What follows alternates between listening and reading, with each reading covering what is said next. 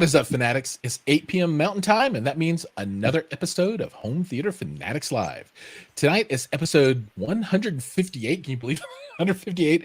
And we've got a great one for you. So tonight we've got Eric Wiederholtz. Am I getting that right? I think I'm getting it right. That's from good. Awesome. From Perlisten. And Eric is new to me. Perlisten, not so new to me anymore. I mean, they're kind of the new kid on the block still, but you know, they've been throwing some punches. And well, Eric, welcome to the show. Thanks for having me. It's great to be here. We're super happy to have you. You know, Perlisten has kind of taken the AV and hi-fi world by storm, and you know, everybody's like, oh my god, who are these? What is this, man? Wow, ooh, look at these things. And you know, I'm very excited to have you on the show. So welcome, and always happy to have Perlisten on. I think this is the second time Perlisten has been on as a featured guest, so that's right. awesome. The last time was maybe a year ago, something like that. Yeah. But you're kind of new to the company, right? Per se, I've always been around in the background. Oh, right. So maybe you can introduce yourself and Yep. tell everybody a little bit about how you've been involved with Perlisten and that magic story. Yeah. So again, my name's Eric Wiederholtz. I'm CTO. I have been in audio, you know, a very long time. I've worked with Dan for 22 years now. Off and on in the industry, we've worked together. And, you know, quite a few years ago, we all kind of got together and said, you know, let's do Perlisten. And me and Dan talked way back then, and wasn't quite ready for me to become a part of it at that point in time, but it was always in the plans. So that just kind of evolved now into now me being forward and a real major part of Perlisten.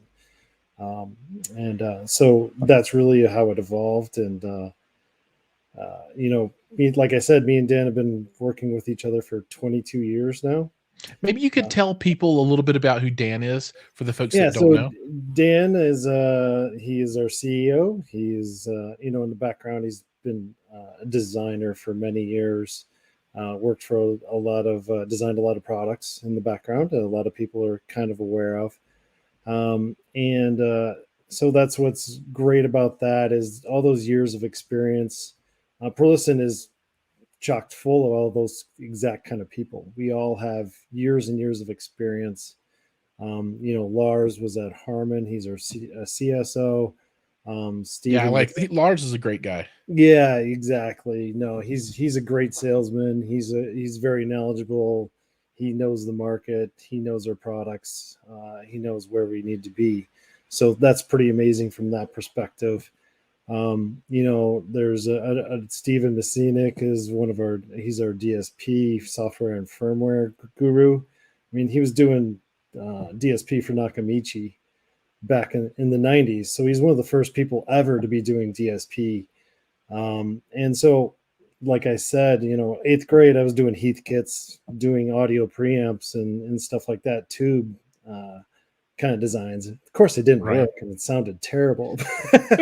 but we always had that interest in audio and had been working in audio. And so that's really the common thread. So new company, but not new people, not new experience, not new to audio. And that's really what makes us unique. When you see Perlisten, you're like, oh yeah, they're just, who are they? It's a new brand name. Why do you want to trust us? And it's because there's lots of years of background and history there of designing products bulletproof, you know, not just great sounding, but, you know, do they fall apart in a shipping container or shipping box, or, Right. you know, all the little things that can really destroy a brand name pretty quickly. We've got all that experience, you know, that's still there. And then on top of it, you know, making some great products we hope you all enjoy. Right. So, Now, how long has Perlisten been around? Are we going into year 3 now? so As a launched entity? yeah, I think really from a conceptual point, it was as early as 2016 of starting maybe thinking about it, preparing for it, relationships, you know, factory. One of our prides is that, you know, we own a part of our factory, and so we have our own workers, we have our own employees. We quality control, we can manage all of that. So we have that joint venture to make sure that we get the quality that's expected at the price points that we're working with. It can sound great, but it also has to be great in all aspects.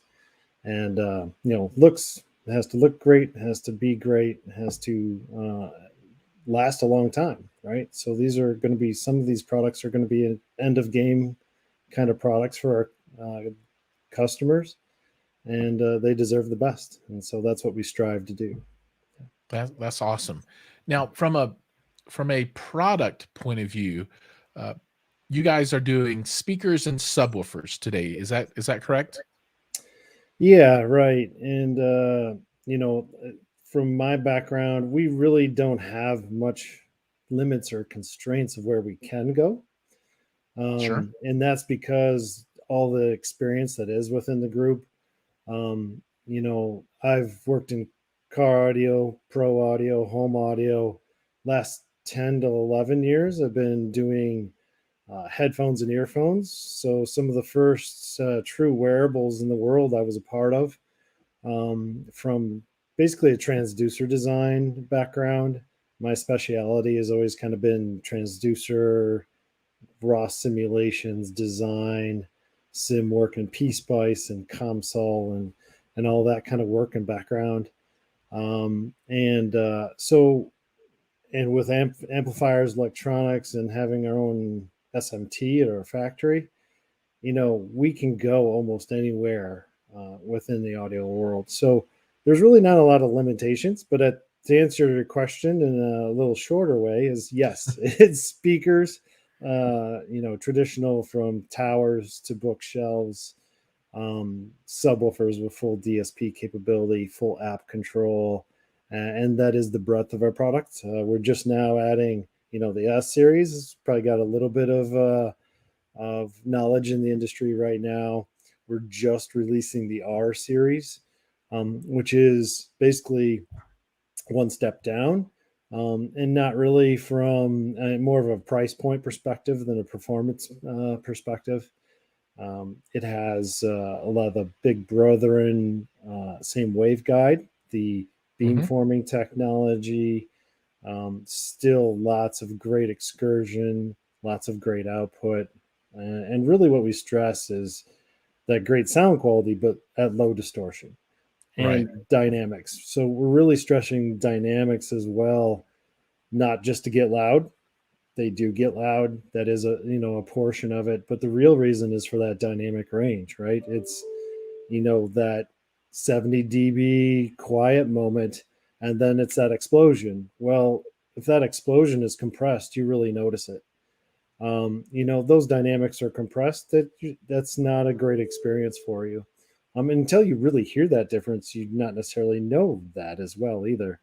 And so that's what's really great about our products. We think is that dynamic range to meet all the needs of your home theater, your 2-channel audio, Right. any application. That's cool. So I remember when the R's came out, and I remember looking at them and thinking to myself, okay, so these cones are interesting. They have a very interesting pattern on the actual driver material themselves, Right, and then you right, have the array in the middle. I'm like, what's going on there? Is that tweeters or mids or two mids and a tweet? And then everybody discovered the product line, the S line, right. and they're the towers, the center. Is it one or two different pair of bookshelves? Right? I can't remember. I think it's two different. Yes. So there's if you look at either the S line and the R line, there's the S5M, which we call a monitor, which has, if you do a little bit of the nomenclature, which we haven't talked much about, is S series, R series, then it's 5, 4, 7, whatever the number is the amount of drivers. Right. And then like T is tower, M is monitor, and then B is bookshelf, etc. So in the S line, there's the monitor, there's the bookshelf, there's the R4S, which is surround, and then so there's all that similar models throughout the R line and the S line. There's There's 8 total in the R series, and there's 7 in the S series. Right on. Yeah, I So did a Instagram post showing a side by side of the R and the S towers, yep, and you can definitely see the lineage, between or the two different lines. They look very very similar, and you have to get down to the fine details. There's a little bit of size difference, drivers a little bit different, but um, you know, from my point of view, I'm really excited to hear the two side by side. I know that you guys are going to be at Axpona this year, right? correct. Now, Yep. will you have the R and the S both there? There's going to be, yeah, I believe there's going to be both there. We're still deciding what that quantity of mix is, and you also trying to decide what's the crowd going to be at Expona. We view that a little bit of more as a consumer-based show. So who's the audience, and what do they want to, see? And so we'll have a good mix there. So there'll be subwoofers, 2 channel. There'll probably be an S model and an R model. Oh, that's great. Yeah. So I'm really looking forward to that. I'll be there to give a little bit of coverage for everyone. Now, the subwoofer side, this is a home theater discussion group, and everyone here loves the subwoofers. I've extensively used the D15S, and for a single sealed Right. 15, it is outstanding. And people have, they've all seen the content that I've got online about that, and they're just amazing. Right. I'm curious what you feel is the difference between the D15S and I guess it's the D215S. Yeah. Right. Right. So other than an extra active 15, um, Right. so Right. what would drive someone to say, okay, um, I'm just not getting enough at 10 hertz out of this one, because I mean they were outstanding with room gain and everything. I mean they were absolutely phenomenal. Right. And rolling up to the 215S, that's just getting into crazy town, which is where we like to live. But what would drive someone to move from a single to a double, or a couple of doubles, or 4 of them even? Right. And so that, you kind of alluded to that as well, as, there's a lot of technology packed into the D15S, D12S, in a traditional sealed model. And so that evolution into what does the push pull technology get for us? That gets us a really a amazing impact. And when you experience something like just lots of output, you can say, wow, I can feel that in my chest. But there's something to be said about transient response that hits you in the chest. And that really is another level that we think we strive to be a little bit better than the competition. Is that, yeah, I can be loud, and we can all be loud by adding more subwoofers. And actually, more subwoofers is a great technology to make more even bass in the room. Hmm. It has some true advantages. Um, but it's that low distortion with transient response that is really something that we think is different and special about those products. Because it is a push pull configuration, you can cancel out the second harmonics. And so that's another 10 dB of distortion cancellation that can occur throughout most of the band. And that also remains, it's a still sealed enclosure. We are true believers of low group delay Hmm. as part of what makes a subwoofer sound good. And so that is basically a sealed enclosure that will really blend in better with the mains, and maintains that great sound quality that you really demand, and puts you at another level in a home theater design. So, Yeah. I think you noticed that even with the D15S, you had output, I believe, to 10 hertz in your room. I don't Uh, it remember. went it went under 10 hertz. I just didn't measure Yeah. down that low. I didn't want to break anything. Yeah, and I don't remember how big your room was, but room gain is obviously evident Hmm. and a benefit, and that's a great thing for us as subwoofer lovers. And but one thing we strive to do is that our subwoofers essentially have the same bandwidth. I don't care if you go down to the R210 or 212, you're not going to get cheated on low frequency output other than in volume, not extension. Right. So if and many of us, we're going to put several subwoofers in our room to make sure we have that even frequency response throughout the room. So why should I have to sacrifice if I want 4 10s or 4 12s instead of 1 15? That's all I can afford. Let's use more subwoofers, but still have the same great low frequency content and low frequency output. So you're really not going to say I have to buy a 215S or else I'm not going to get 10 hertz. That's not really fair. So you can go up or down a product line. You're still going to have great low frequency extension. Not exactly, but pretty darn close. So use whatever subwoofer you want to use. More is better in any situation. But choose the product that's right for you. Not everybody can fit, a large subwoofer in the room, but maybe they can fit in 2 corners, 2 subwoofers or 2 smaller subwoofers. So Right. Yeah. let's And scale that. I really appreciate the fact that as a company have decided to really follow that acoustic suspension design as opposed to bass reflex. I completely agree with that philosophy, and a sealed subwoofer for me is mecca, right?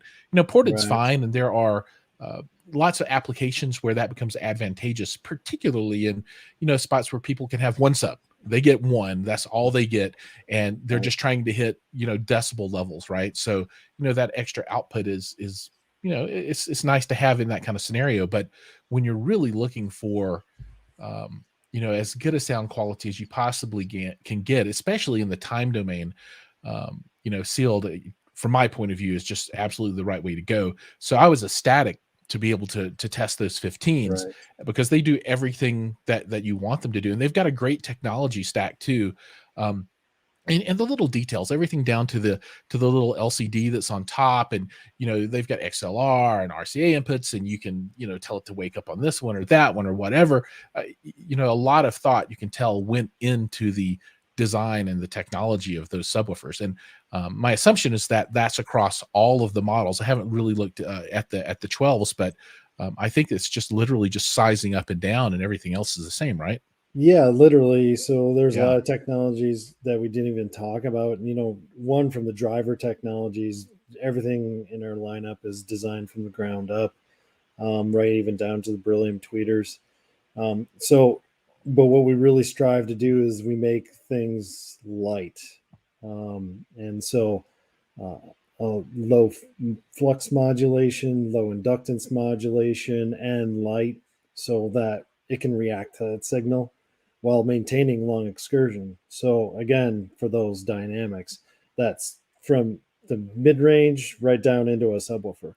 So Right on. all of those technologies just flow through shorting rings. I mean, we threw everything at it, and then you go to the amplifier technology. What most people don't understand is we have an ARM 32-bit ARM core processor in our subwoofers that are constantly monitoring. Not just doing crossovers and EQ adjustment and stuff like that. We're monitoring the amplifier for thermal distortion. The rails are controlled, the input power. So if your wall voltage fluctuates up and down, what a lot of people don't realize is that when you go and you set your limiters, and we're designing that subwoofer for the lowest distortion, that when the rails change and your limiters don't adjust, that if the voltage goes down, you never reach the maximum limit of distortion, but your amplifier runs out of power and you Hmm. inherently distort. So the limiters must adjust with the rail voltage. An extreme case of that would be Japan, 100 volts. If we Right. left the same limiters for Japan, they would distort, most of the time. And so we have intelligence in there that the algorithm is constantly adjusting and saying, hey, what's my rail voltage? What's my limiters? They must work in unison. So the other is also true is, do I have higher voltage than normal? You got higher voltage, you get more power, same great distortion. So you get an advantage in that case. And so, we're doing all those things constantly, and then with an app that control up to 8 subwoofers, um, with a unity gain for all systems, a trim so you can individually adjust for each. Each individual subwoofer has 3 10-band PEQs. So you could have your theater PEQs. You can have your um, 2-channel audio PEQs. You can do so many things there. 24 dB crossovers, sensitivity adjust. Just about anything that you really need to make that a great subwoofer and integrate in your room. And we were talking about low group delay. That also leads me to something that came to mind about our, vented S70, R7T, Mm-hmm. etc. We tune those a little bit different than most people. So we tune those extremely low to maintain throughout the low frequency bandwidth a low group delay as low as possible. Group delay goes up inherently when you get to the tuning Oh frequency. yeah, Right? it goes So pretty that's nuts. when it starts to go through the roof. So maintaining that low tuning really keeps it more like a sealed unit for at lower in frequency. That also blends in with your subwoofer more easily as well too, and just has better transient response. So Yeah, I think in the consumer market too, when you step outside of kind of pro tuning for speakers, most people are going to take all their towers and surrounds, all of their mains, right, and they're going to apply a crossover correct. in most circumstances, right? Yep. My preference whenever possible to tune a theater is to buy speakers that you can run full range, right? So not pull out any of the low frequency information out of all your different channels and shove them into the subwoofer along with the LFE channel. But most people are going to cross that over. So, um, it really becomes a non-issue because they're by the time you get down there anyway, that's all gone and sucked out and pushed over to another channel. So I think it's also beneficial though if you're going to run those 2 towers alone without a sub for the folks that want to be kind of 2-channel purist and they're like no subs Yeah. for me, thanks. They'll get that additional output at the very low end that Yeah. you often You're right. find missing. Well, and that's really what the S17. We really designed that to be a 2-channel speaker, and you Hmm. can have both, and they can do both, and hopefully the S7T is definitely proving that throughout to the audio community. Is that when a speaker is designed right, you design in good transient response, you make everything light, you make it really efficient, 92 dB sensitivity at 2.83 volt. So you make a good response, you make a good power response. We share all of our frequency response data. That's Hmm. very new to the industry. So you look at most manufacturers, they're not willing to do that. A lot of responses out there, even some of the highest regarded in the world, don't look so good. um, Power response is something that's really critical, and Harman had a lot of studies back then, and that's probably almost 15, 20 years ago, where power response in a room really matters and is really important criteria with several other measurements as well. um, but sharing that data and sharing all that information really was beneficial to Perlisten to put us on the map of a serious contender, 2-channel and home theater. And a speaker can do both. Because a speaker sounds good on jazz probably means that the frequency response isn't quite right. Or if it For sounds sure. only good, you see the speaker review it. Oh, this is a great jazz speaker, but it's not for any other genre. Well, that pretty much just tells you the frequency response balance isn't quite right. And so we're also, as per listen, working on. I'm on the CEDIA board Hmm. for standards with CTA, and we're looking at the specifications for speakers and what they should be. And that's a really critical thing we're trying to move forward. Is so, especially when you're a home theater designer, is when you're designing a home theater, you need to know what the vertical and horizontal off axis response are so you can position those speakers correctly in your room. Fronts, LCRs, your surrounds, your height channels, all of those really need to be, positioned properly so you get an even response throughout the room.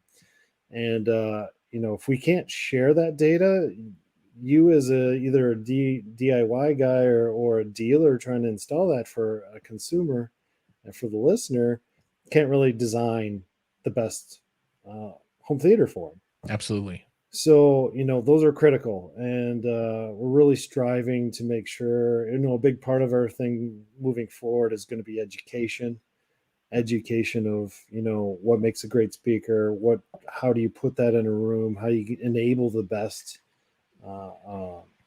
experience, right? You pay a lot of money for a product. Let's get the most out of it. And we I want to help agree. you do that. So that's going to be one of our goals moving forward is more white papers, more information on how to use the product, how to design with it. No, that's great. Now, before we move on to the next topic, I want to do a little fan service here for everybody that's out in the audience. Say hi to everybody. So, Hi-Fi Haven's here with us. Double A Roncer's with us. Payne's with us. Nagu from India's in the house. I haven't seen Mr. South Africa yet, though. He's usually here. So we're missing him today. Where you at, man? James is with us. Adam, that we both know and love, is he's out there in the audience with us as well. My mail, etc. So there were so many people. And I just want to thank everybody for taking time to join us here today and listen to the story of Perlisten and of Eric, because I love this brand and I think they're doing things right because they've chosen to take philosophies on that I personally identify with. The speaker design I identify with, and the idea that if you build a good speaker, you can use it for different things. A speaker does a good job if it does a good job, and it's not just two channel, or if you have a speaker that's designed for home theater, it can't do two channel work. A good speaker does what it's supposed to do. So I Right. really enjoy that philosophy. Now let's talk a little bit about what the future is going to hold for Perlisten, right? So you've and this might be a little premature because you've just dropped the R series, which is a really big deal. But I get asked the same questions over and over and over when it comes to Perlisten, and the one that always bubbles up to the top is, will there be a CI product? Will there be an in wall, on wall? What about Atmos? How do I take the Perlisten ecosystem and not hang bookshelves off the ceiling if I want to do height channels for DTS or whatever it might be? So, Right. any thoughts around those lines? Any hints for anybody? Well, if you haven't figured it out by now, we're kind of prolific designers. So if you haven't, picked that up from 21 SKUs in the first year, Yes. and that's another reason we're successful too. Is if we just had two speakers, how many of you guys would be interested in our products? Sure. You Two channel you people. need we're home theater based. We need all these products to make a system, and so we knew we had to do that to be successful. So as you mentioned, the S series, which was kind of that full release, the D series subwoofers was in that full kind of initial release. R series, we just talked about that a little bit. And so a similar family and family of subwoofers. And yeah, of course, we're doing some CI products. So in production right now, and there's a few parts around, but in general, probably be around May. We'll have the full release Ooh, of awesome. basically it's a 50-pound S7T in wall. You are So talking my language. same great performance, same great sensitivity, like a full aluminum back box. So I'm not talking like, you look at these cheap ceiling speakers that are fireproof and you got this little tin can on the back. Uh-huh. I'm talking what looks like the cover of an amplifier enclosure, kind of extruded aluminum black, brushed aluminum kind of back. So uh, 4 millimeter thick aluminum back box, bituminous damping throughout, and same great frequency response, same great flatness, linearity, match pairs, blah blah blah. We've got everything is in it. same controlled vertical with a really wide horizontal dispersion. What you will not get out of it is not quite as low in frequency. So it is an enclosed back Hmm. that allows that one, sound isolation in other rooms throughout the house, and two, the fact that the you as the installer do not have to create a volume or enclosure inside the wall as well. That's done for you. Yeah. So you are talking my language right now. Yeah. This This is, everything else that you guys have done has been exciting, but when you're like, okay, here come the in walls, I start thinking, oh, this is serious business now. yep. So S7i would be 7 speaker in wall. Um, we have the LR version. We have the C. So the C version is that situation where maybe you have a TV, you can't put Right. You need to go under it. a 3 across vertical standard LR kind of situation. So transparent screen, that's obviously the best scenario, Right. is 3 across behind transparent screen. That's not always possible. So media room, or maybe you have a not acoustically transparent screen, got the C version, so a horizontal 7. And then we have the exact same match in the 5i. So waveguide, woofer above and below. Right. And then the LRs of the vertical, and then a center is possible as well. Those are both Dominus level LCRs as well. And then we have the surrounds. So basically the S4B in an in-wall, so S4i. And that's an LCRS. So you could do that as 3 across the front in a smaller home theater, smaller room, or what's probably more common is going to be as a surround Right. wall. And That's super exciting, man. You just yeah, that's music to my ears that's coming out this year. So the wait is not that long not anymore. too long. We think those are going to be really popular. As you know, in room speakers aren't quite as used as often in a true decked out home theater. People want to hide that. They want to utilize that space for chairs and space And and just for aesthetics too, right? They just want to have, aesthetics. I yeah, they mean, want to have the experience. we have a grill, but they're beautiful. I mean, there's an aluminum panel that covers all the screws and everything. It is as beautiful as our in-room speakers. And so they're really pretty sexy to look at. It's something that when you see them, you're like, wow. And then you do have a magnetic grill in that situation. We also think, a lot of people are going to have their own maybe hidden grill cloth to design it into the room. Mhm. So they will not use our grill, but it may still be hidden behind a panel. But there's a lot of great options of how you use that product. Any chance those might be at Cedia this year? Absolutely, yeah. No, Ah, that's easy. That's going to happen for sure. What we are working on right now is the in-ceiling product. So we don't have an in-ceiling product yet. It's in the roadmap. It's happening. We hope to have that by the end of this year as well too. So that's the one piece that's kind of missing, is that in-ceiling part, but that's definitely on the roadmap and coming soon. So awesome. That's great. That's great. All right. Well, I think we're drawing a little close to our time now. So, I want to say thanks for coming on the show and sharing the story. Is there anything else that you want to touch on for everyone before we say goodbye tonight? No, I mean, like I kind of alluded to that in the beginning. There's almost nowhere that we can't go if we view there's a place for us in the market, and there's a lot of exciting things coming in the future. Immersive audio. I'm sure a lot of you guys are in tune with that. You know, 16, 32, 64 channels, object oriented recordings are Hmm. enabling a lot of great technologies, even right down from home theater into gaming. Um, Holographic displays are coming soon. I don't know how many of you guys are in tune with that. In the next 10 years, I would suspect that some of these VR and gaming experiences, or maybe have the headset removed, they now become part of your home theater experience and the screens in front of you. So I think there's a lot of really exciting technologies to move forward with in the next 10 years, and I guarantee you we're going to be a part of it. So That's great. And I hope to have conversations about all these things as you start to jump into those, because that, that's what really kind of revs my engine when it comes to technology and home entertainment.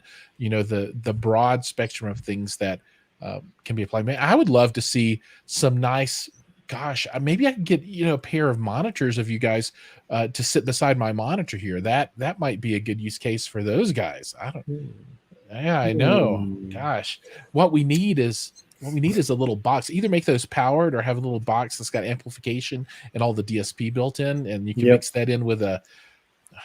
I don't know. It'd be hard to put a 215S under my desk. Well, it could be your desk, maybe. Well, take 4 of them and then put something on top. That would be awesome. Of course, the monitor might move a little bit. All right.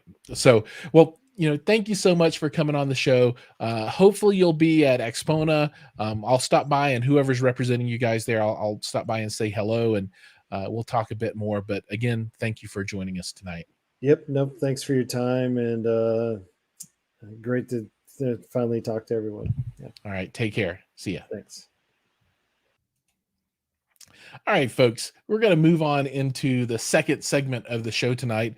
And we've got someone waiting in the wings that you guys haven't seen in a while.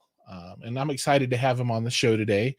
He's coming back out of hibernation, and it's someone you know and love, Mikey M. What is the master of mystery? Can you hear me? Yeah. I can't on that microphone, on that arm. I totally can hear you. Check. I can't hear it myself because I don't have it hooked up the way I used to. So I can hear you just fine. It's just I can't hear myself, which I used to not like, but I kind of like. Does that make sense? I need to hear myself. I need a little feedback in the cans. Otherwise, I'm like, am I working? I can't tell. It's like on stage, you have stage monitors pointing back toward the vocalist and the band, so that they know that they're actually working right. Anyway, now you see what I'm talking about. How high up the camera is. Yeah, I get it. Mine's above my monitor too, but it's set back just a little bit, and the lens is just over the lip. Hold on, I feel like I need to lower it a little bit. Hold on. Yeah, you do. While you're doing that, I just can't easily distract you. Is that one of the new ones? My girlfriend got it for me. Now she found it on Etsy. Oh, that's cool. Yeah, I just can't say enough about Perlisten, everybody. If you guys haven't heard their gear, you've got to check them out. I mean, it's really good. Get to a show, find a dealer that has some set up in the U.S. I assume that they're going to be in the larger cities. So if you're close to an LA or a New York or something, you got to check them out. It's outstanding. I mean, they're just awesome. Perlisten's rocking, dude. I'm pretty sure I'll be reviewing their 12-inch version of what you have here soon. So yeah, I'll let you know how I like it. And yeah, I'll come over and check it out and take a listen. That's super exciting. Well, you have the Big Daddy, so well the Big Daddy is the 215S. Those are dual push-pull. Oh, the dual.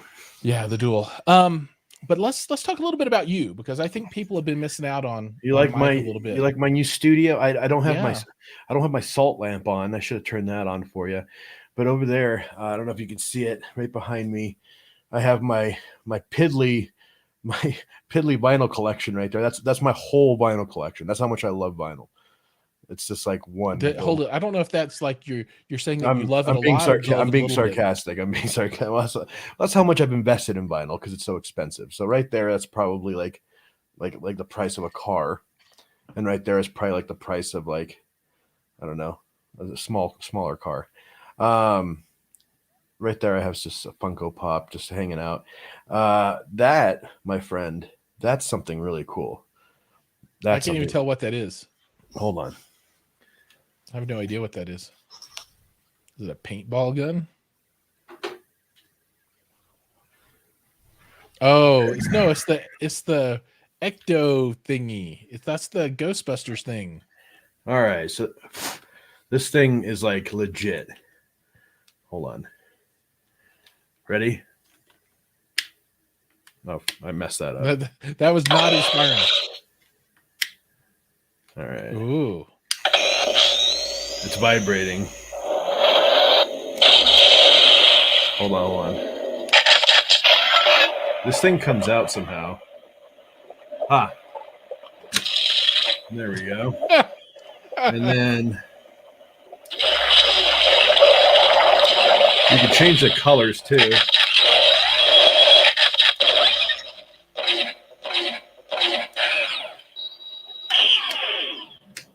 This is what I do with my time. This is all he does with his time and all his money. Nah, this I've had for a while. I had it in at the old apartment, and I was able to salvage one of the few things I was able to salvage.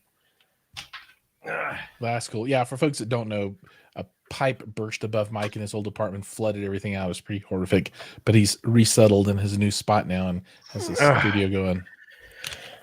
But yeah, I'm happy I have a YouTube studio now. Over here, you can't really see it, but it's a freaking mess. But I have my new setup, my new listening station. I have a new rack. I've decorated. I have a new CD tree tower thing. Yeah, bookshelf tower. Now, if you see the CD shelf book, that you can go on my Instagram, Audio Architects, and check that out. But I have quite a bit of CDs I've posted there. But yeah. I mean, back here, all you can see is my camera gear and all that stuff. So when I film, this is my desk area. So I have a whole desk right here.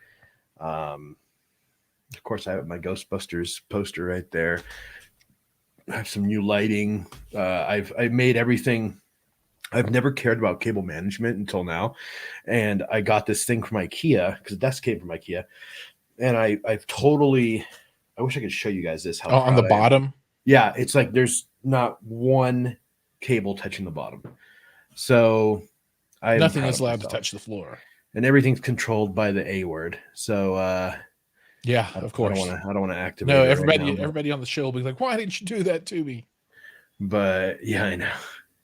But yeah, I'm stoked. You know, I have a lot of crazy things coming up. A lot of new reviews. A lot of discussions. I feel like the audio world has been topsy turvy lately, especially in the YouTube arena. I think it's like everybody's going a different direction, you know, and people evolve, people change, people grow. I feel like my channel's been growing into a certain direction, which is the CD realm. I've been focusing a lot more on compact discs and players and transports and theories and right theologies and philosophies. I think theology is the right term. I'm covering everything CDs from now on. I'm going to be your CD guy. However, I still am going to cover amplifiers, DACs, speakers, because those things correlate with the CD player. You know, you have to have an amp, a DAC, well, not necessarily a DAC if you're using a player as a player, but at least an integrated amplifier or a preamp and an amplifier. I'll tell you what I did today. So our good mutual friend Mike Galusha. Yeah. Mikey G. He let me borrow. Well, he doesn't realize it yet, but he let me have. He's watching right now. He's like, "Oh, hell to the no!" I know he's gonna call me and he's gonna be like, "What? Excuse me." What's going on here? A pair of Dynakit Dynaco tube amplifiers from like the 1960s or something like that. It's old stuff, right? Old tube amps. Real, like probably 30 pounds a piece, like super big, but they're not very big. They're little cubes, right? So I hadn't fired them up.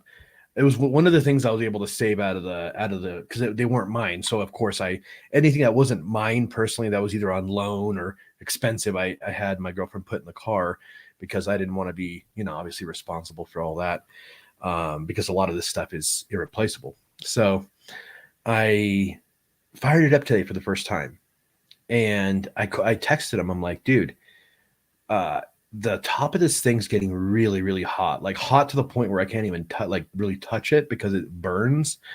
And he's like, yeah, they're like a couple of space heaters, aren't they? And Wow. I'm like, yeah, they are. But I hooked them up to the pre-outs on the Evo 150 and connected the Wharfdales directly to them. Bro. Good stuff. Yeah. Probably one of the best sounds I've ever heard. I want to hear those Wharfdales one day. I've not heard those before. No, forget the speakers. Speakers are great, but that amplifier, those amplifiers, and they're not pushing that much wattage, you know? They're Class A, right? Yeah. But, bro, I think they're Class A. I'm pretty sure they are. If they're getting that hot, they probably are Class A. Yeah. Yeah, because Class D would. I don't even think they Class D wouldn't even get warm. I don't even think Class D was around back then. Yeah.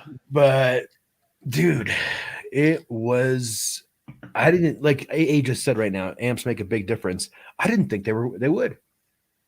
I knew they made a difference. I knew power is important, but to you and I, a lot of the stuff we review is very similar. Maybe because a lot of things are being engineered a similar way nowadays, and they'll have similar sounds unless an engineer really goes off the deep end and goes, okay, I want to make this completely different and different, processes, different everything. But dude, I'm starting to be a believer in the vintage audio realm because they were onto something back then, and we just threw that shit right out the window. You just gotta find who's making stuff that way today, right? I'd say the closest thing you and I have come close to even experiencing would probably be Vincent. Vincent had a nice warm sound to it because it was a hybrid tube amp. And now, are the ones that you have, are those tubes? Or are they solid state? The ones I was telling you about, the Dynacos? The ones, yeah, the Dynacos. Straight tube. Big tubes. Never seen anything like it. Interesting. Well, I mean, I've seen. Do you know the model number on it? The Dynacos? I want to Google. Is it like the SCA 35 or something, or Google Dynakit Mark II. Dynakit, KIT? Yeah, KIT. Yeah, Dynakit Mark II. But I'm pretty sure they're made by a company named Dynaco. Dynaco. AA just reminded me. We did review Boulder, the Boulder amps. Those are cool. Boulder stuff is good. Yeah, I love Boulder. Where do we got to talk to them? They've invited us to come up and tour their facility and film. Yeah, we just have been ignoring them. Well, we've been ignoring them. Obviously, I've been busy and you've been busy, and we're gonna have a busy next few weeks. But I definitely want to make time to visit with them. I want to see if Air Audio is willing to host us at any point in time because they're local and they make some pretty fancy schmancy stuff.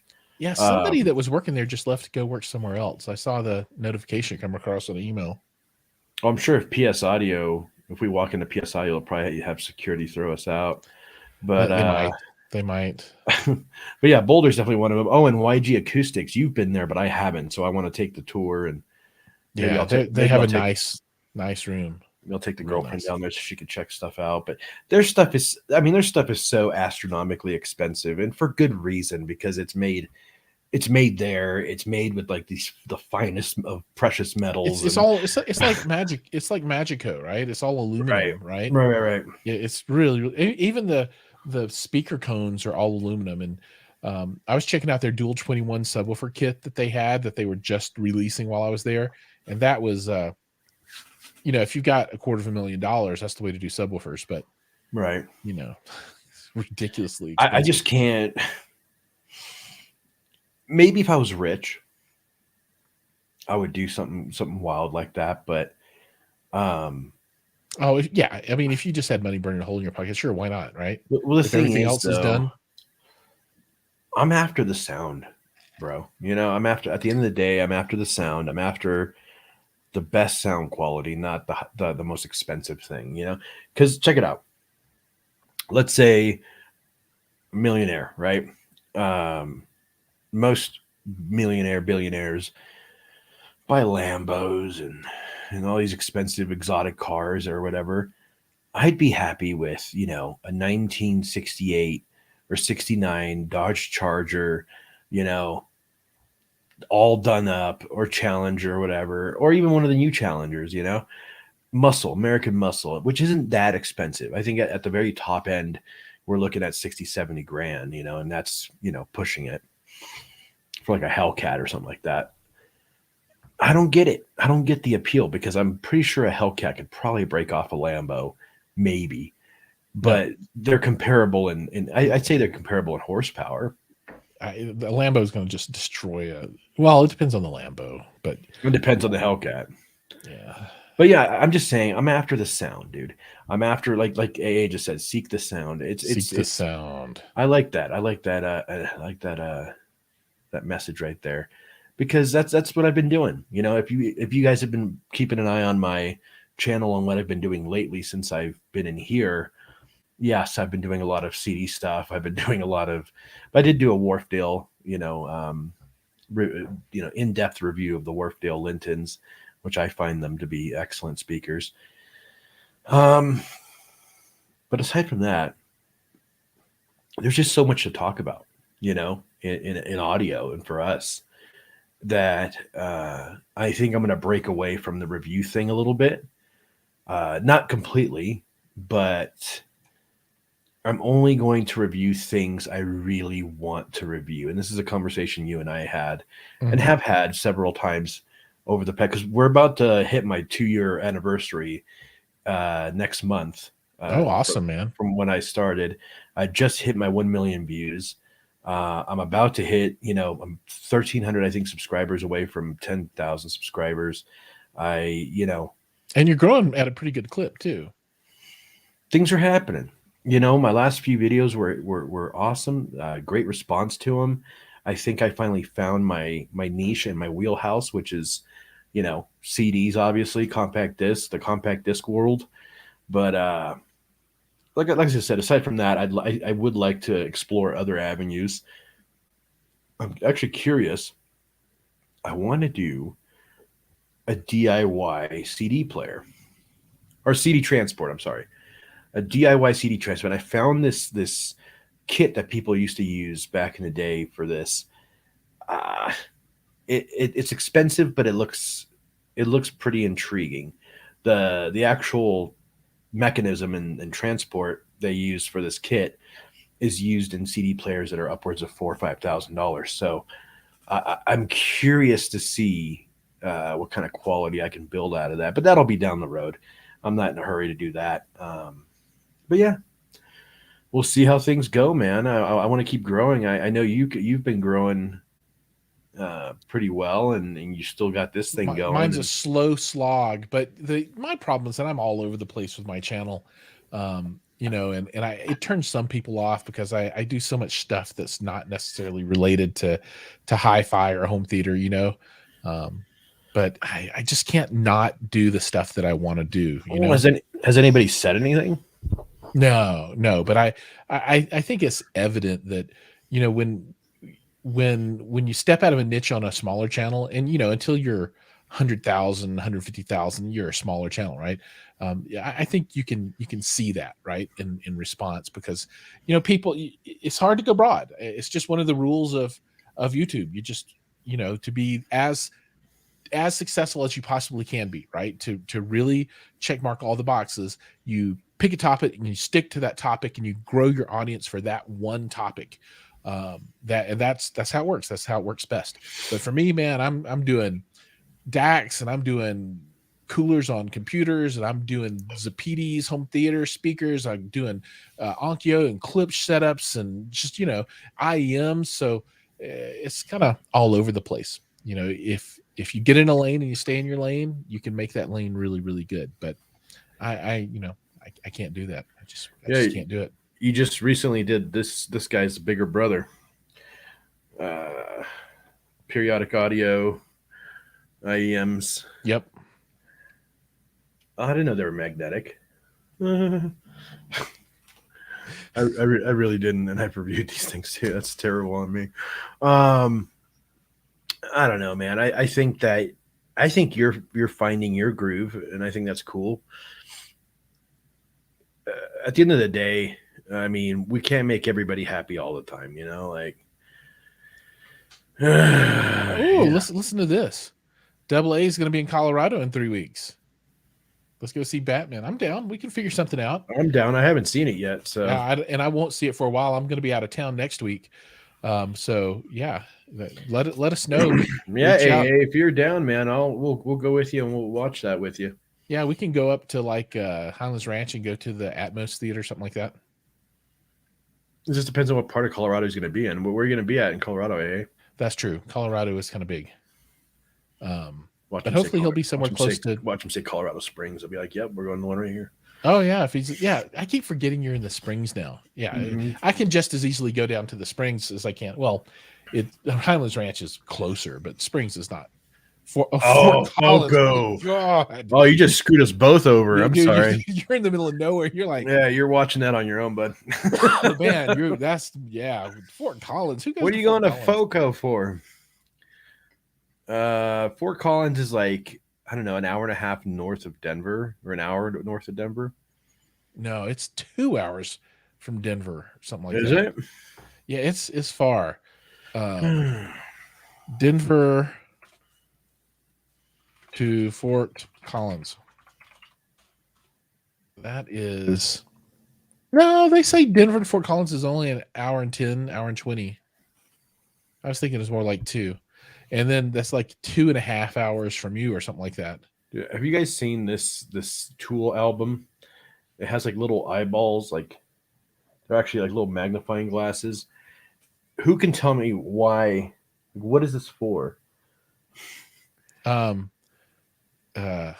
To magnify the awesomeness of CDs. Okay, so this is what I was talking about in the CD. No idea. The CD video. I know you didn't watch it because you don't watch my stuff, but on the CD video, I did a couple. I love messing with you. A couple of episodes ago, I was addressing the fact that CDs need to,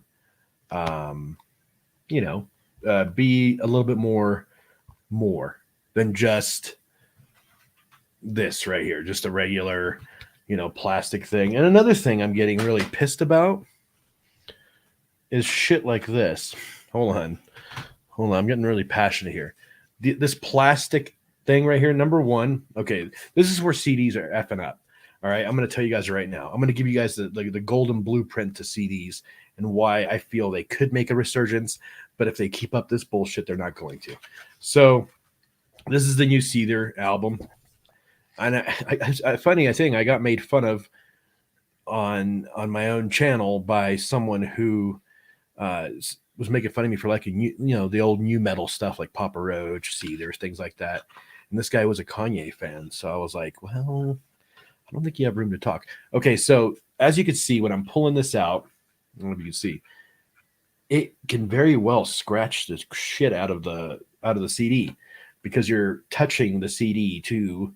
And if you know me, I'm really weird about this kind of stuff. I like my stuff mint. And when you put it back, and to be honest, it just looks cheap. And it looks cheap and it looks rushed and it looks boring, Yeah, that's cool. It says Seether, but it's just a piece of paper, a piece of cardboard. And then you get something like this, which has like little magnifying glasses. You look like Star-Lord.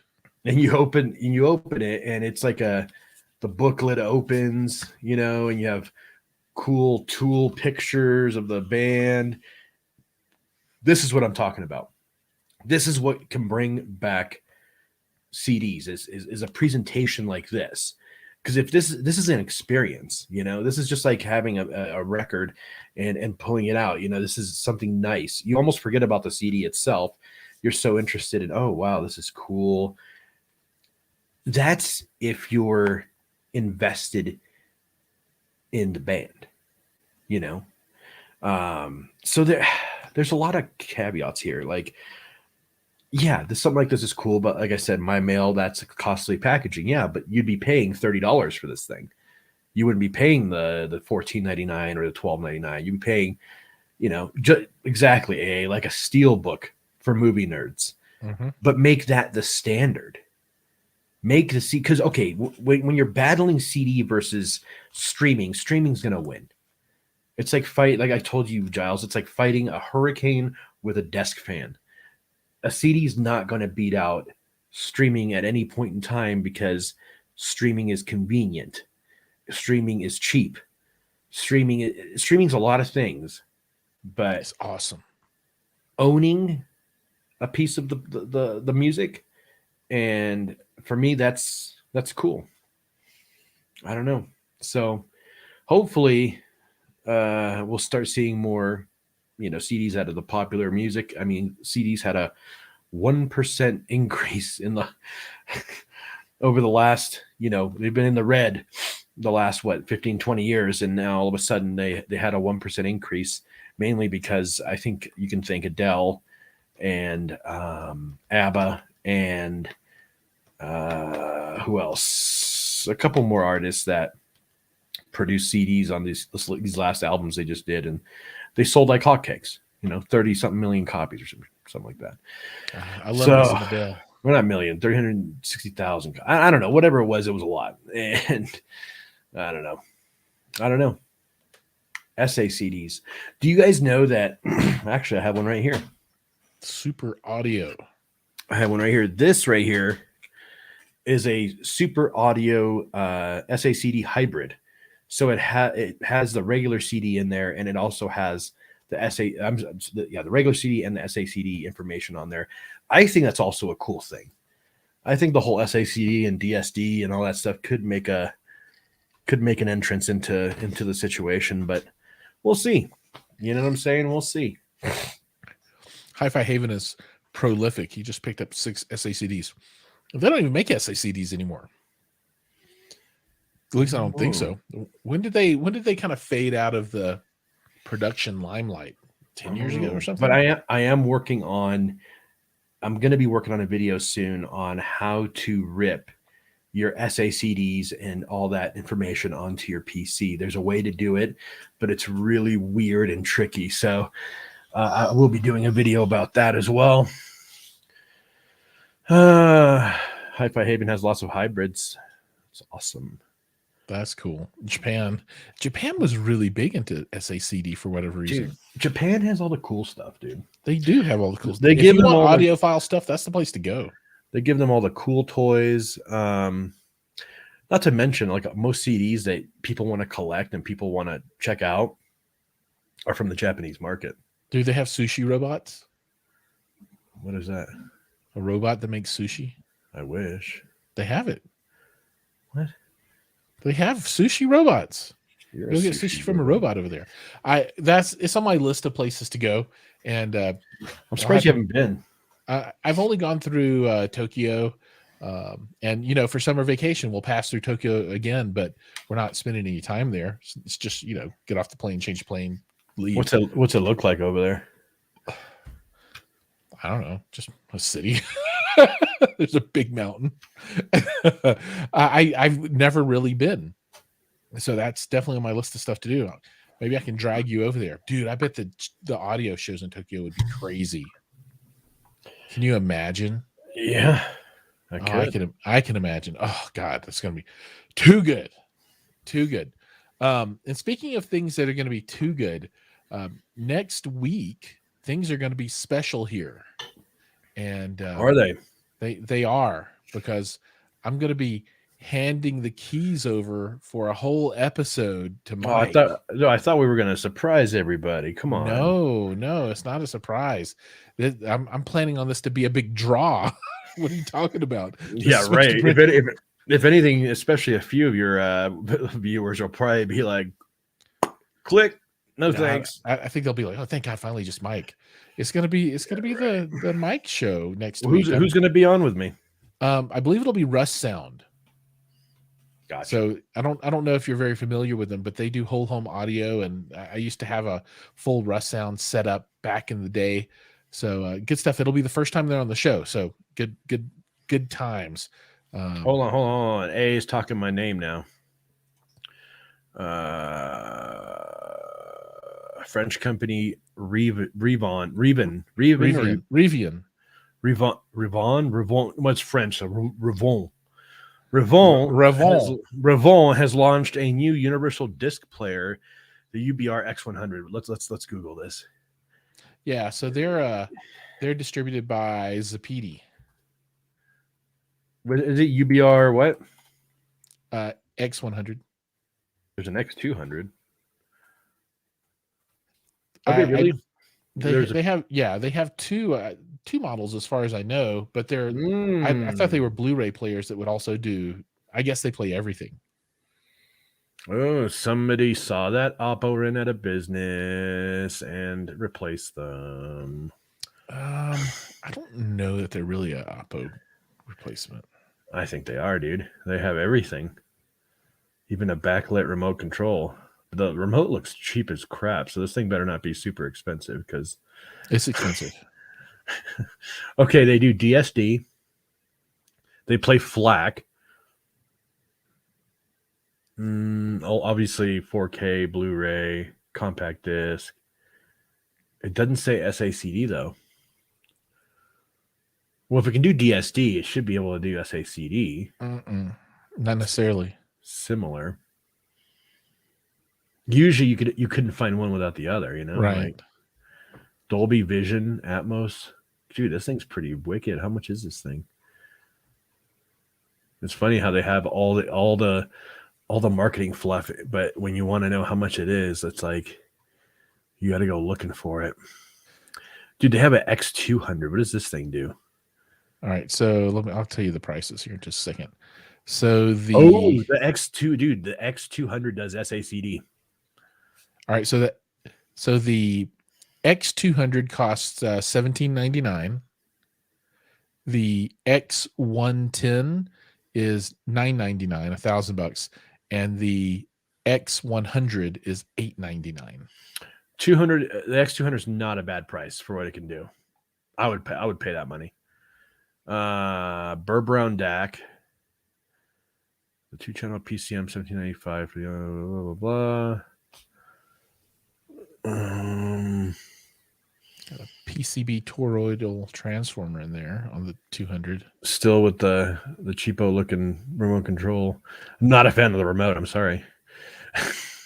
Yeah, I bet the remotes are just made as a toss away unit anyway. Yeah, I think the player's cool, but oh man, yeah, dude. If I would go for this, I'd go for the 200 because of the SACD feature. Not that I would probably ever use it, but yeah, and you know, so this is what's cool about it is it's what Double A said. It's a universal player, right? So you use this as your Blu-ray player as well, right? It's everything. So it's got HDMI out, it's got XLR output for left and right. So when you want to do your 2-channel listening, it's got optical. So if you want to use your own optical and coax and USB, if you want to use your own DAC, right? Yeah, so that's your end all right there. Yeah, so it does it all. It's got 7.1 analog RCA outputs on it too. I saw that. If you want to go I don't even know what the use case for that is anymore, really. I guess if you don't want to use an AVR or something, no processor, you go I guess you could go RC or your HDMI out to a projector or straight into a TV and then take your RCA outputs and go into an amp and just be done. I don't know. So does Zapedi own them or? That I don't know. They're on the Zapedi website. Maybe the distributor. I couldn't. I don't know. I just know that they're selling them on the Zapedi website. So how do you and Haven like your Zapedis? I like mine a lot. I love it. I wish I had what Haven has because he's got the new stuff. I've got the older model that doesn't do all the HDR stuff. Right. And I just dropped a little feature video. They're releasing a new version of code that updates the Zapedi Movie Manager. It's the player, and then also does all the cover art and all that kind of stuff. and they're adding animations to the cover art to make things more visually appealing when you're selecting movies, and a whole bunch of other stuff. So I'm going to release some short videos that detail those things over time. I've got the alpha code from them that I installed, and so far it's working pretty good. Mm-hmm. Right on. Yeah, I dropped that little video earlier today. Looks like it's doing pretty good. You've been pretty consistent on the video thing. I've been dragging my feet because I'm always planning, but I've been doing maybe one per week. But I don't know. You guys are going to be getting another i-Fi video here coming soon. Because I reviewed the Zendak last, and I love the Zendak. That's what I'm using right now to listen to you. That's cool. But I got my hands on the i-Fi, the ICANN and the Zen Signature. So it's like their upper class Zen stuff. So I'm excited to see. So instead of having one device, which the i-Fi Zen DAC that I have right now is one device, it's the DAC and the headphone amp. And this next iteration is two different products. So it has its own headphone amp, and the DAC are separate. So we'll see how it goes. That's nifty. Yeah, dude, they make good stuff. Oh, that's another thing I picked up that you should. It's a good brand that you should get. I mean, we should all own one of these. It's a textbook too. Look at the size of it. I like it. The complete guide to high-end audio. What? Yeah, dude. It was recommended by someone in the industry. It's by a guy named Robert Harley.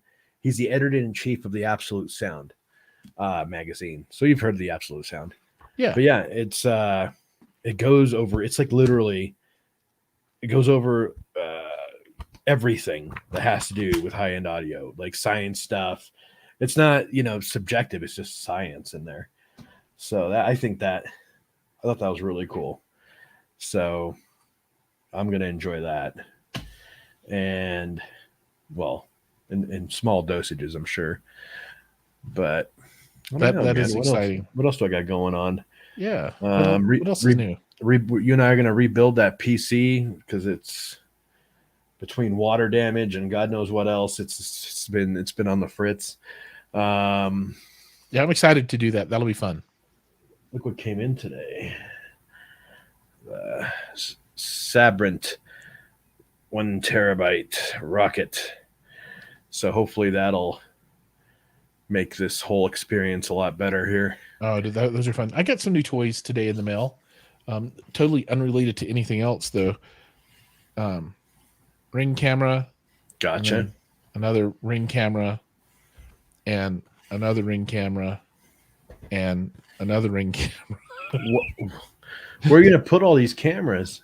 I'm going to put 2 on the main floor, 1 in the basement, and 1 so far for outside, although I'll probably add another 2 or 3 outside. I also have 2 water link sensors on the way that I'm going to put down in the basement, 1 in the mechanical room and 1 beside the main water inlet. Yeah. More rings than Tom Brady. Yeah, dude, I'm all in. I've got the Ring security system. I've got the doorbell ring. I've got a little Amazon thingy over there, the video one that I can look at people at the front door while I'm upstairs and integrate it with the Samsung TV downstairs, and it's on the phones. And yeah, so got the monitored security system. And yeah, I went all in. What can I say? I'm cool like that. Hold on. I'm getting hold on 1 second here. Here we go. Link. What are you looking for? I'm providing Hi-Fi Haven with a link to the book. He said he wanted one. So okay, so one thing I wanted to tell you. When's the last time you've seen one of these? What, cassette tape? Yeah. I literally... Is that a single? Yes, it's a single. And I literally just bought it the other day at the record stores. It was $2. $2. And it's the new single for the new Tears for Fears album, which I also have. I got the Tears for Fears album. I'm just glad they're back together. I think that's hilarious that after all these years. Do you have a tape player that you can play it on? No. I was going to say, I wouldn't know what to do with a cassette tape anymore. I don't even have a player. But at the off chance that I may, then we're going to get one. Why not? Hi-Fi. His name's Hi-Fi Haven on. Here he is.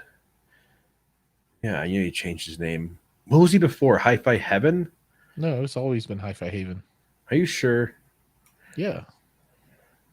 Nakamichi 482. That's a good one. There you go. Oh, yeah. Speaking of that, so I got the Magnavox. You commented on it. I got the Magnavox CDB 473 with the DAC is what is sought after in that one. CDB 473. So these suckers came out in like 88, right? And they're from somewhere overseas. And the TDA 1541, that it's a Philips, it's a DAC that's been revered by so many people. I fired it up, dude. Thing sounds better than most CD players today, I've heard. Yeah, I believe it. Now it's old. It's older than shit. You know, I mean, I can't really. It sounds old. It smells old. It looks old. It's the same age as you, right? No, I'm a few years older than it, but it's from 88. So what's that? 98, 2008, 18, 19, 20, 21, 22, 34, 6, 8, 9, 12, 34 14, years 30. old, you know, but sounds great. And I ran it as a player, not as a transport. I didn't really care what it sounded as a transport. I can use anything as a transport, make it sound good with that dentifrips. But, you know, with the actual RCA outs into the Evo, man, smooth, nice, clean, clear. How's the mechanism sound? Is it loud or is it pretty quiet? Quiet. That's good. Yeah. I don't know, man. There's something about the used market, and there's something about vintage audio that is appealing. Obviously, they don't build them like they used to because, be honest here, because you and I have reviewed a lot of things. And we don't have to name any names or call anybody out because I don't want to do that. It's not the point. The point is, could you picture a good amount of the devices of today? Let's talk players, CD players, 4K players, DVD players. Could you imagine them resisting the test of time like that thing has from 88? Oh, probably not. Yeah. Without any there's kind some, of, but yeah, not many. I don't know, man. Yeah. I think Probably there's not. something special. Even look at the amplifiers from back then.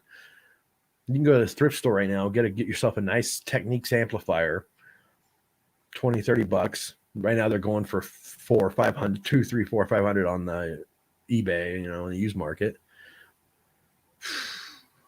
This sounds good. Yeah. But as I said, this all came full circle. It's all about the sound. Gives a crap how much it costs or any of that. That's all vanity. You know, that's all vanity metrics. Nobody cares. I mean, I don't care about that. I care about at the end of the day how it sounds. But a lot of people do. A lot of people do. A lot of people want to have the nice things and have the, you know, why do you think I got this thing? You know, it wasn't because it sounded any better than my $100 Audio Technica.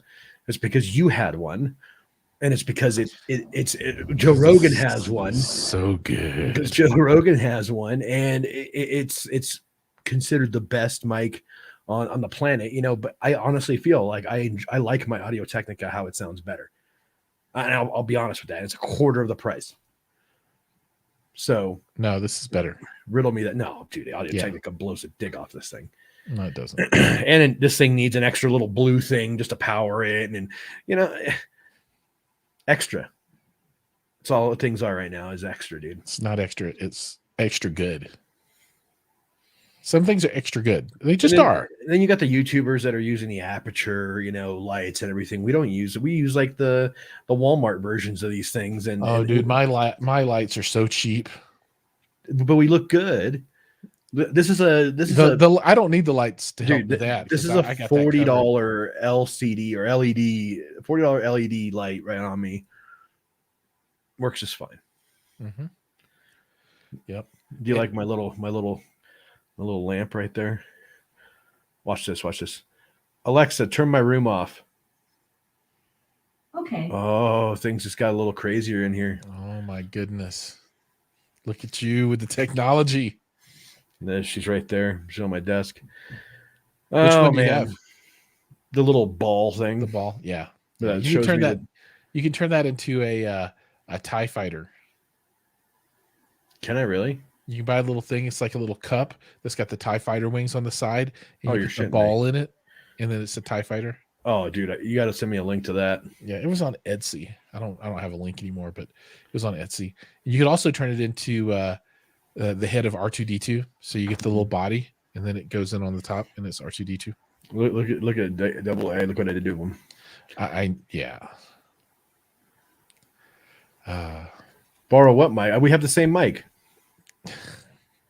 So as far as Also- Rogan, I challenge that dude to come on my show because I will take him out. I can out talk that dude any day of the week. Dude, he will destroy you. Whatever he wishes. He would destroy us both. He would Just- make yeah, us. well, sure. make I us mean, feel 2 I'm sure he feet can tall. bust some heads, but that's all.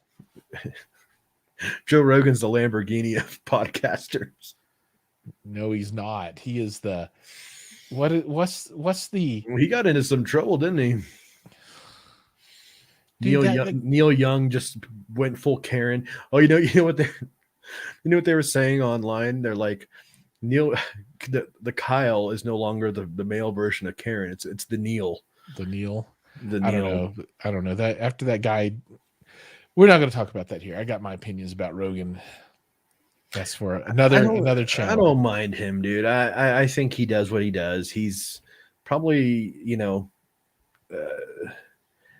is who he is. We're not here to judge anybody. Oh, I'll judge. I'll judge. All right. What else, man? We're pushing 23 minutes over our Oh my God, limit. Neil Young went Canadian Karen.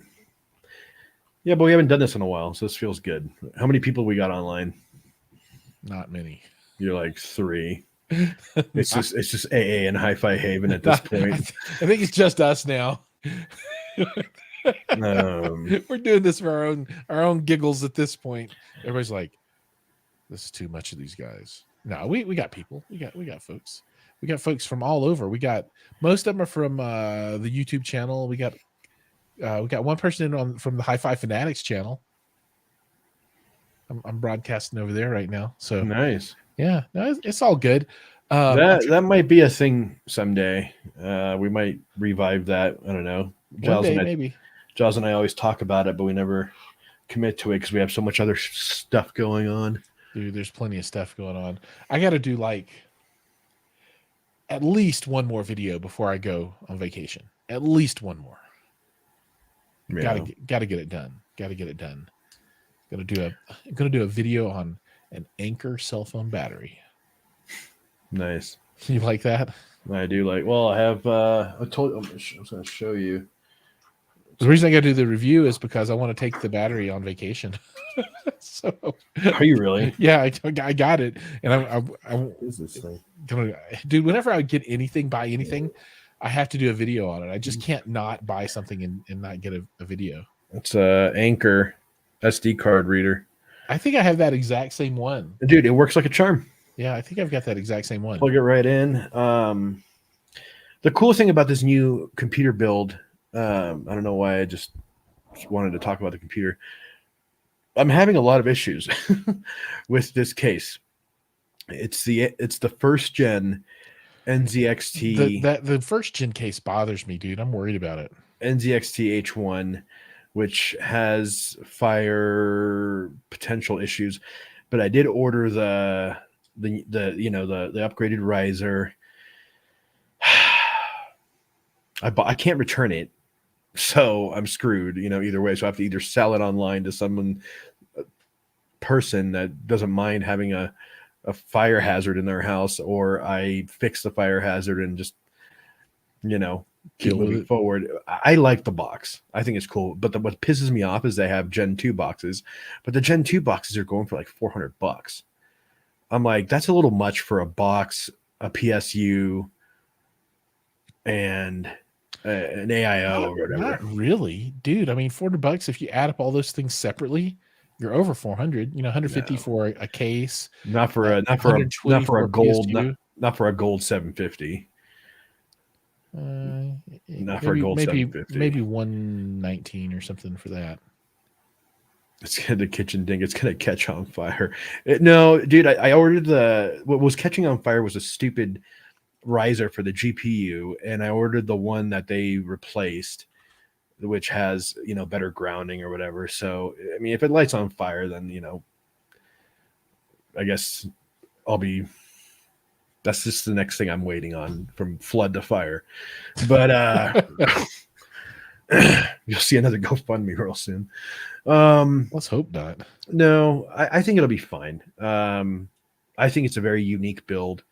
I think putting a 3060 Ti inside of that thing is going to be a task, but I think Jiles and I are up for it. Now, we'll get it going, dude. I'm just trying to figure out whether, I guess this is a conversation you're not going to have later, but there is something I wanted to ask you about that, because I wanted to see if your video card had a certain, does it have 2 4 pins or 1 8 pin? What, my 3090? My 3090's got 3 8 pins. 3 8 pins. Yeah, 3. Okay. 3. I think this thing has, I think my 3060 has 2 4 pins, I want to say. No, it's probably got 2 8 pins. Maybe. What brand is it? EVGA. I wouldn't have gotten anything else. That's my favorite brand too. Yeah. This guy was trying to sell me some Zotac or something. I'm like, who's a Zotac? Sounds like my dog. Yeah, it's like an old 70s sci-fi movie. Zotac. And it was way overpriced, dude. I saw it at Micro Center. It was a 3060, not even a TI. They wanted $589 for it, and I'm like, dude, you guys are out of your mind. For like 100 more, I can get or 200 more, I can get a TI. Do you know which one you've got? Do you have the For the Win 3 Gaming or the? I have For the Win. Got the For the Win 3 Gaming. Okay, that's no For the Win 3 Ultra. Yeah, so mine is the 3090 For the Win 3 Ultra. So yeah, we got the same style card. Yours is a little bit bigger. Only a video card. I don't know. I think it's interesting how all these other companies, they try to compete with each other, but because there's Tough Gaming, there's Zotac, there's MSI, there's Asus. Asus I would have trusted because I've had Asus. Obviously, I trust them enough with my motherboard. It's dual 8 pin. Dual 8 pin. Dual. Yeah, I'm looking at a picture of the 3060 Ti for the Win3. I don't think the PSU has that. The PSU that comes with it, I don't think it has dual 8 pins to provide it. And that's why I think they were telling me to under voltage it or whatever, because they were saying they were calling it a daisy chain into it, but power both of the 8 pins off a single cable. Right. They want to melt some shit. I know. That's what I'm saying, dude. That's why I want to upgrade the PSU. Makes sense. Absolutely makes sense. So they have a 750 in their new Gen 2 version of this shit. So I just emailed them asking them, hey, because they sell this 750 NZXT PSU at Best Buy, and they're readily available. So I asked them, I just emailed them, and I'm like, hey, will that fit the same in the first gen case? Right. So hopefully that works out. Yeah, I'm trying to find I'm still using that damn Dell Optiplex, that video that nobody watched, as my. It's going to be the Rune Core and the Plex server. You know what I want to use as Rune Core? I want to get one of the Zapiti NASs and run Rune Core on it. That'd be cool. That would be real cool. I wonder what kind of software they use on that. Good question. No idea. I have to look and see. I don't know. Dude, I love that H1 case though. That's so awesome. It's really cool. Did someone just say what is THX? Did that just happen right now? Is this real life? No. Come on, dude. You know what THX is. It's that thing in the movie theater back in the 90s where it's like.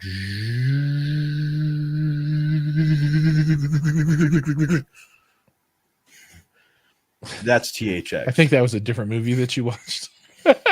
Oh, come on. Let me pull it up. It's one of those adult movies.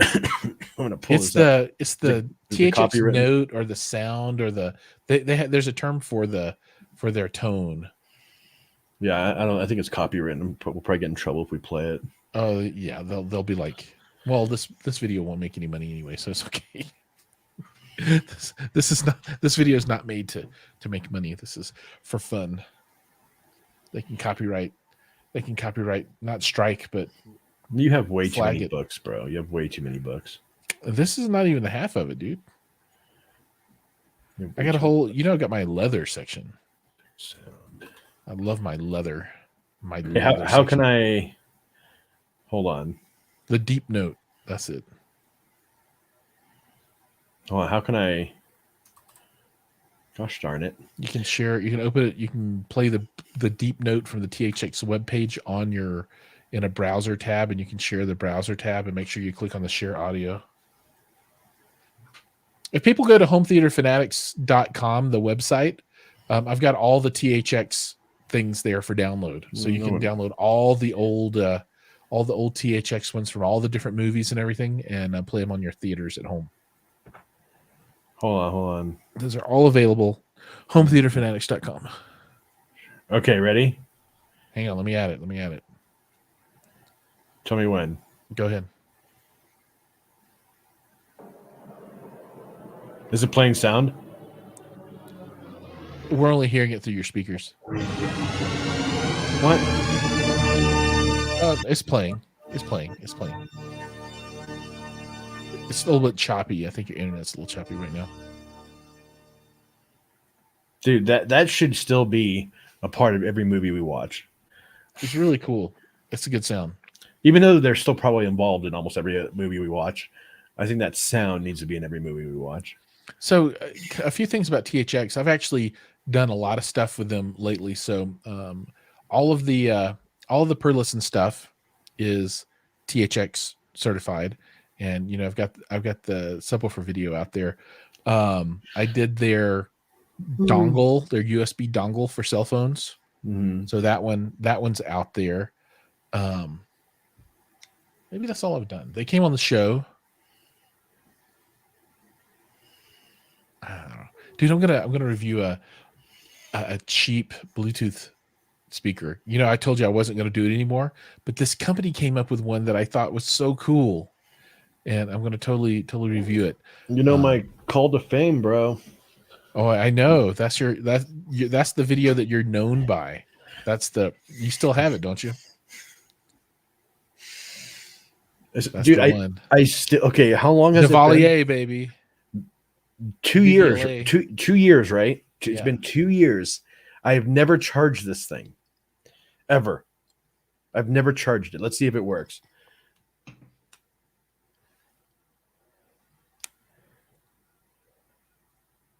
It's a lot of buildup for something that's not going to work.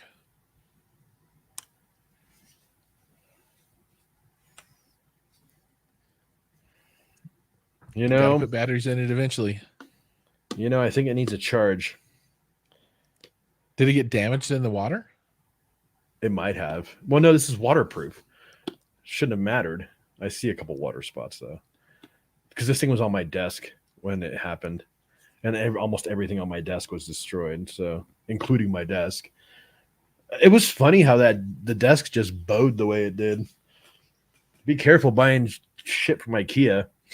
The water, the condensation inside there was so much humidity inside the apartment when this all happened that the desk, literally the desktop, bowed, and it was like dancing on the two things. I threw all that shit away. It was all bad times, dude. Yeah, it was. not something I like to remember, but it is what it is. We learn from it. We move forward now. There's nobody above us. So that's a good thing. I worry about flooding here too. I don't know. Now, don't get me wrong. Not all IKEA stuff is trash. The new desk I have is IKEA. Almost my stuff in here is stuff like the plants are from IKEA. Dude, this whole room I'm in is all by IKEA. Those are IKEA IKEA bookshelves. is not horrible. This It's is just IKEA table. The you're not table gonna. you can see over there is IKEA. Yeah, but you're not getting solid wood. American made furniture, Amish made furniture. You're not getting any of that cool stuff. So I don't know why I thought of Amish made furniture. I want to get one of those Amish fireplaces. We went into what was it? What's that? Furniture Row, and they had a section called Amish made furniture, and it was all like $4,000 or $5,000 for like a dining room table. I'm like, yeah, like can I get some furniture made by a different religion? Be like Jedediah really gave it some hell on this one, didn't he?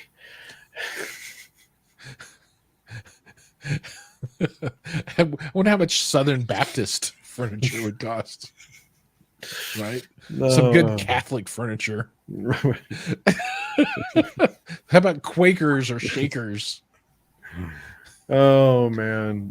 Now we're just getting horrible. Yeah. We're out of what steam. else? I think what else is on my desk that I wanted to show you. That's about it. You're reaching when you're like, what's on my desk that I can talk about on this stream? Look, well, I have a highlighter. This is when I do my bills, I mark them off. Oh man, you're too much.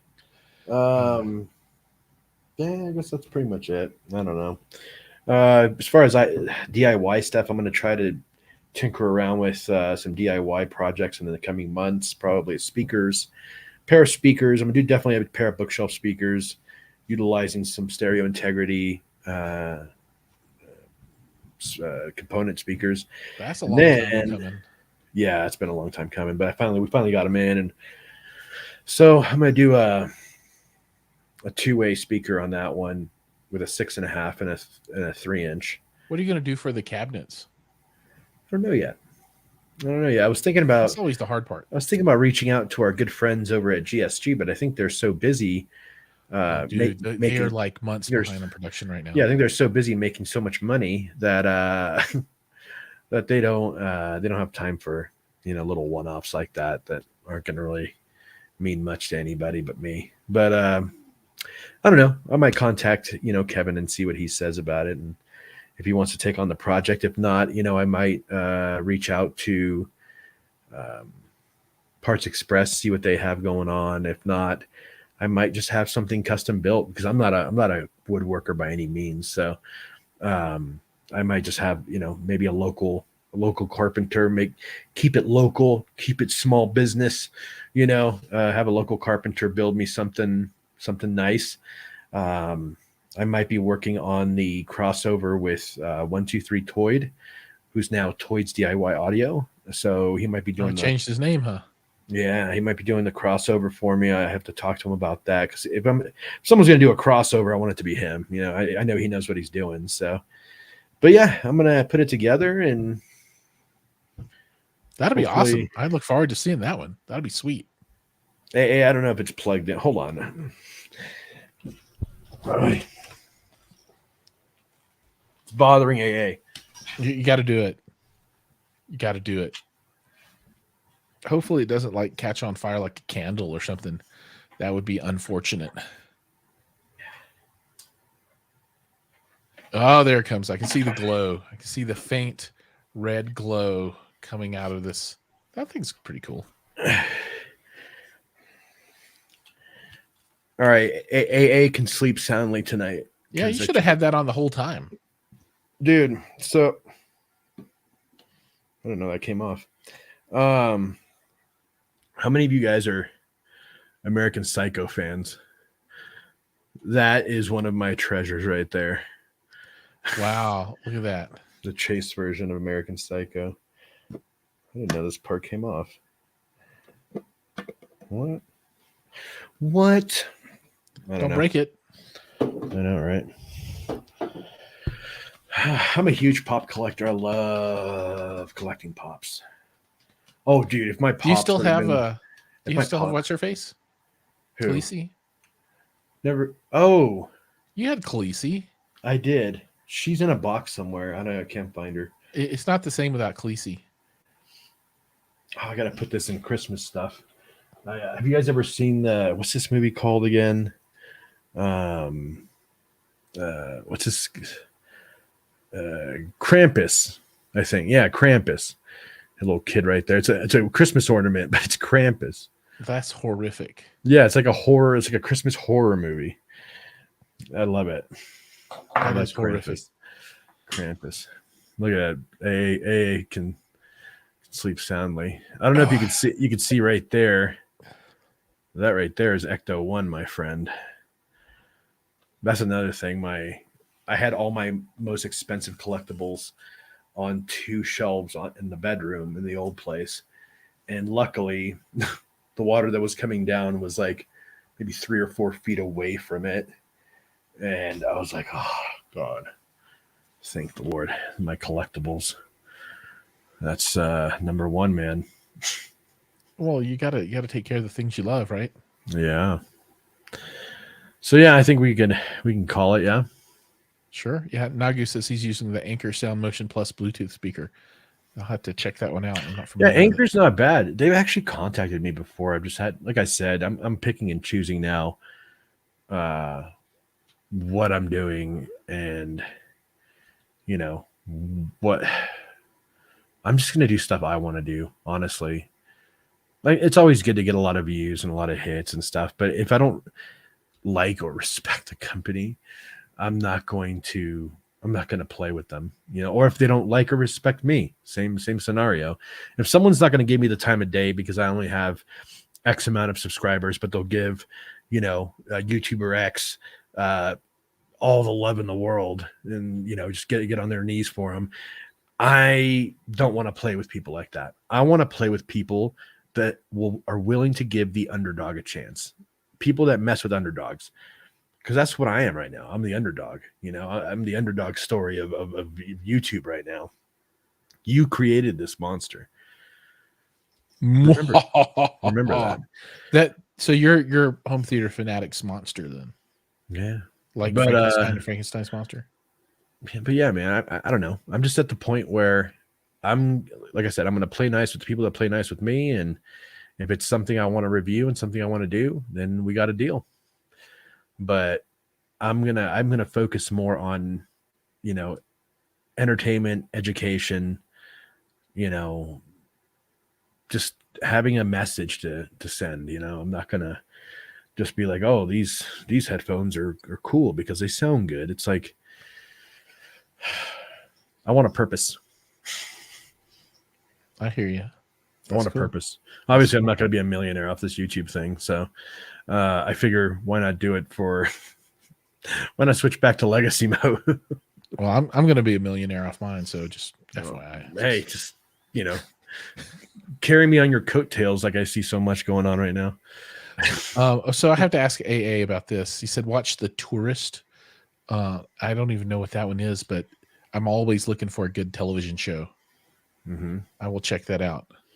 I love anything that even has a hint of travel in it, and maybe The Tourist has a hint of travel, but it sounds like maybe it's a tourist that came and they're like they're like a secret spy or either an assassin that's being chased, and they're like I don't know, just making stuff up. We just watched what was it? American Underdog, I think it's called, the football movie with Shazam, with that dude from Shazam. Yeah, he plays Kurt. I think it's called Kurt Warner for. He played for the Rams. Great movie. A lot of feels. Yeah, it was good. That's cool. I recommend it to people. It's a true story. So I'm on season 6 of Modern Family. Nice. Dude, it's like 11 seasons long. What am I doing? I don't know. Sofia Vergara. That's what I'm. Oh, is it the one with Al Bundy and her? Yeah. Nice. Yeah, she married that that dude from True Blood. Played the werewolf or whatever. She's like the modern day Hispanic Fran Drescher. Tell me Not she even. isn't. Tell me she No, isn't. she's not. Not at Modern all. day, annoying voice, always wearing something that accentuates her body, you know, totally sexualizing herself. Modern day Fran Drescher. I don't. On that note, happy International Women's Day, everybody. Oh, it is. Yeah, that's really cool. Especially really those who decide to sexualize themselves and be like Fran Drescher. Happy Women's Day to you too. All right. On that note, we're done. We're out of here. Her hubby was the bully in Tobey Maguire Spider-Man. Oh, the guy that played Flash in Spider-Man. God, I don't know. His name's Joe. He didn't really amount to much. No, Joe. What's his face? Joe McCurgliugla. I can't think of his name. Marciana. That's a wrap. We're out. All right, everybody. Thanks for watching the show tonight. Next week it's going to be all Mike all the time, and we'll see what happens. Are you sure that's a good idea, or do you want to put it off for a week? I can't put off vacation, so I appreciate you stepping in to help. It's super appreciated. Anytime for you, buddy. Yeah, I appreciate that. Cool. All right, folks. See you guys next time, and thank you so much. And I will see you guys next week. And don't forget, go check out Audio Architects on YouTube, Instagram, Facebook, Pinterest, Etsy, Grinder.